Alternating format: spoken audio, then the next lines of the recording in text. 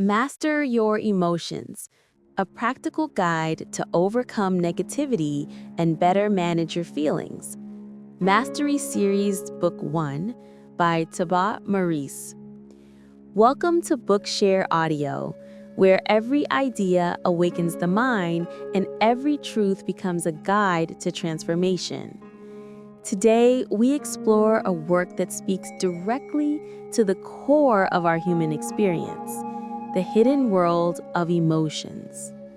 This is not a story of what emotions are, but of how they shape every breath we take, every choice we make, and every destiny we create. Emotions are the silent architects of our lives. They dictate our reactions, sculpt our relationships, and determine whether we rise above circumstances or become imprisoned by them. To master our emotions is not to suppress them, but to understand their language, to listen to what they are trying to tell us, and to use them as instruments for growth rather than as chains of suffering. Our brain was never designed for happiness. It was designed for survival. Deep within its layers lies an ancient mechanism built to detect threats, not joy. This is why we naturally focus more on what can go wrong than on what can go right. The negativity bias keeps us safe, but it also keeps us small. When we let fear, rejection, or insecurity dominate our awareness, we surrender our inner freedom to a primitive system that no longer serves the world we live in. To master your emotions, you must rewire this ancient code. You must teach your mind to see safety where it sees danger, opportunity where it sees failure, and learning where it sees loss. The first lesson of emotional mastery is awareness.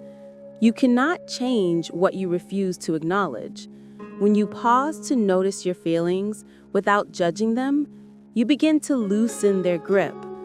Emotions are not enemies to be destroyed, but messengers to be understood. Anger often hides pain. Sadness reveals love. Anxiety points toward areas where your faith in yourself is weak. Every feeling carries wisdom, but only if you are willing to face it. Happiness is not the absence of pain.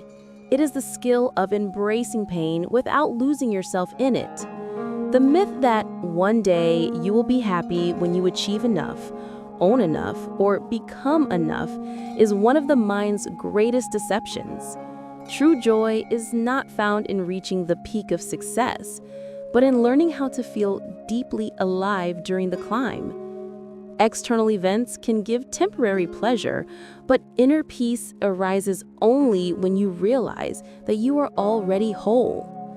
Every emotion you feel is a reflection of your interpretation, not of reality itself. Two people can experience the same event, one feeling blessed, the other feeling cursed. The difference lies in perception. Between what happens to you and how you feel about it, there exists a space where your power lives. In that space, you can choose meaning. You can transform fear into focus, rejection into redirection, and pain into purpose. But to make this choice, you must confront the architect of emotional turmoil, the ego. The ego is the mind's identity, the story you tell yourself about who you are, what you deserve, and how others should see you. It survives through attachment, to possessions, to opinions, to being right. It feeds on comparison and thrives on separation. When you are ruled by ego, your peace depends on the approval of others. Every insult becomes an injury, every disagreement a war. To rise above this illusion, you must stop defining yourself by external forms. You are not your job, your past, or your appearance. You are the awareness behind all these things, the still observer who remains even when everything else changes. Once you see through the ego, you discover that most of your suffering is self-created. It is not the emotion itself that hurts, it is your resistance to it. When you say, "I shouldn't feel this way," you double your pain. When you allow the emotion to pass through you, it dissolves. Like waves on the ocean, emotions rise and fall, but the ocean remains. You are that ocean, vast, deep, and unbroken by the surface storms. To live wisely is to use emotions as a compass, not as a cage. Negative emotions are not punishments, they are signals. They tell you when your thoughts are misaligned with truth. If you feel resentment, it may mean you're holding on to expectations that no longer serve you. If you feel jealousy, it may mean you've forgotten your own worth. If you feel fear, it may be reminding you that you've outgrown the safety of your comfort zone. The purpose of emotion is not to torment you, but to guide you toward greater consciousness. Your environment, habits, and body all influence your emotional world. Sleep deprivation, poor diet, and cluttered surroundings make the mind more vulnerable to anxiety and irritation. The body and mind are mirrors of each other. A slouched posture signals defeat. An open chest and steady breath invite confidence. Motion creates emotion. When you change your physical state, you change your inner state. This is why exercise, deep breathing, and movement are essential tools for mastering how you feel. The body is not a cage for emotion. It is the key to its transformation. Your words, too, shape your emotional reality. Every phrase you speak programs your subconscious mind. When you say, "I can't," you command your brain to stop looking for solutions. When you say, "I will," you awaken your power. Language is the bridge between thought and experience. Use it to build strength, not weakness. Replace hesitation with conviction. Replace doubt with direction. Speak as if your words are spells, because they are. Your thoughts, repeated over time, become emotional patterns. To master your emotions, you must master your attention. Where focus goes, energy flows. Most people allow their attention to be hijacked by fear, gossip, or digital distractions, but you can reclaim it through mindfulness. Meditation trains the mind to observe rather than react. In stillness, you see the storm without becoming it. With practice, you learn that no emotion can overpower awareness, because awareness is the sky and emotions are the passing weather. When you understand this, life changes.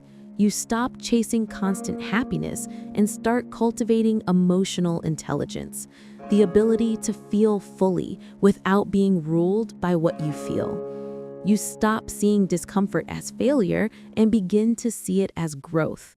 Every challenging emotion becomes a teacher. Anger teaches boundaries. Fear teaches courage. Sadness teaches empathy. Guilt teaches responsibility. When you listen to your emotions with openness, you gain wisdom that no external success can offer. But awareness alone is not enough. You must act upon it. Emotions shift through behavior. You can't think your way out of despair. You must move your way out. Change your surroundings. Go outside. Exercise. Speak with someone who uplifts your energy. Create something. Action disrupts stagnation, and momentum creates new emotion. The most powerful way to change how you feel is to change what you do.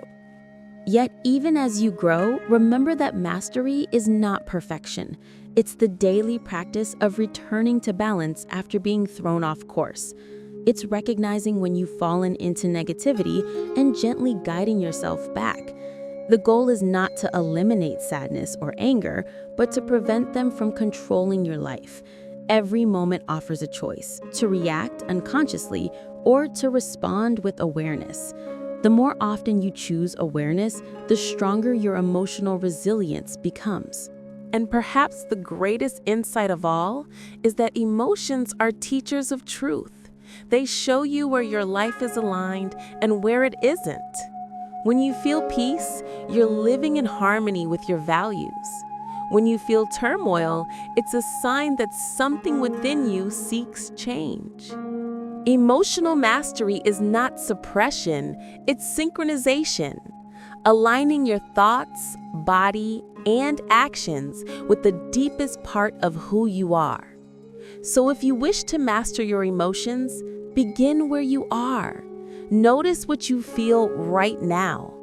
Do not label it, do not fight it, just observe. Let every emotion be a visitor and every reaction a lesson. Remember that your worth is not measured by how often you smile, but by how deeply you understand yourself. You have the power to create a mind that serves you instead of enslaving you. You have the power to turn pain into wisdom, fear into fuel, and confusion into clarity. The key lies not in changing the world around you, but in mastering the world within you. When you do, life no longer happens to you, it happens through you. This is the essence of emotional freedom, the realization that nothing outside you can truly disturb your peace once you've found it within. Thank you for listening to Bookshare Audio. If this reflection awakens something in you, please support our journey by liking, subscribing, and sharing this message with others who seek growth. Comment below the next book you'd like us to explore, and together, let's continue to awaken minds, heal hearts, and master the emotions that shape our destiny.